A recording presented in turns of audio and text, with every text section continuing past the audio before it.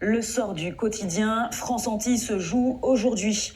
À ce stade de la procédure du redressement judiciaire, le tribunal mixte de commerce a écarté les dossiers qui ne donnaient pas de garantie suffisante après analyse des offres des repreneurs potentiels.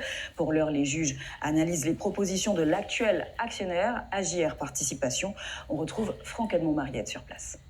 Eh bien Stéphanie, depuis ce matin, les débats sont ouverts concernant cette procédure de redressement judiciaire de la SAS France Antilles qui a débuté depuis le 25 juin dernier. Aujourd'hui, l'essentiel de la matinée est donc consacré à l'analyse de la holding Agir Participation, déjà actionnaire de la SAS France Antilles.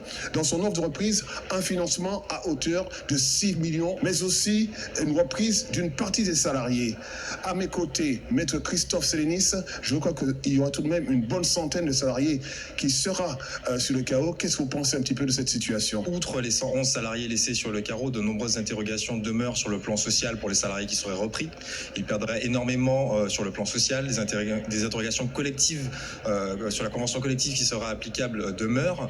Les réponses n'ont pas été portées aujourd'hui malgré les questions que nous avons formulées à l'avocat d'Agir Participation. Nous avons bien senti que certaines questions agaçaient, mais elles sont pour autant nécessaires compte tenu de la circonstance particulière que vous avez évoquée, qui est le fait que Agir Participation est d'ores et déjà l'actionnaire majoritaire de la SAS France Antilles et qu'en fait on est dans une situation particulière qui nécessite l'autorisation du procureur de la République pour que Agir Participation soit le repreneur, ce qui soulève davantage de questions. Alors l'avis des représentants du salarié sur ce projet social et ses conséquences est bien évidemment défavorable, mais ils sont malheureusement dos au mur dans le sens où Agir Participation, et ce que nous évoquions, fait en sorte qu'il ne puisse y avoir d'autres offres, si vous voulez, globales qui soient valables ou qui puissent être sérieuses, présentées. Et donc c'est malheureusement une situation d'impasse pour les salariés. Et ce que nous essayons de négocier aujourd'hui, ce que nous voulons obtenir, c'est que des garanties complémentaires soient accordées sur le plan social. C'est que Agir Participation, dont l'avocat nous a indiqué croire en sa solidité financière, fasse un effort notamment en abondant au plan de sauvegarde de l'emploi pour permettre à ceux qui partiraient, à ceux qui vont partir nécessairement, de retrouver plus facilement un travail et d'avoir un avenir plus serein. Très bien. Ah bien, on ne sera plus long. Je vous remercie beaucoup, maître.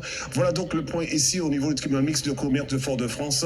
L'après-midi va se poursuivre encore avec peut-être l'analyse de nouvelles offres.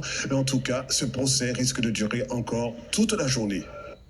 Merci beaucoup, Franck Edmond-Mariette. Bien sûr, nous reviendrons plus longuement sur le sort de France Antilles dans l'édition de ce soir.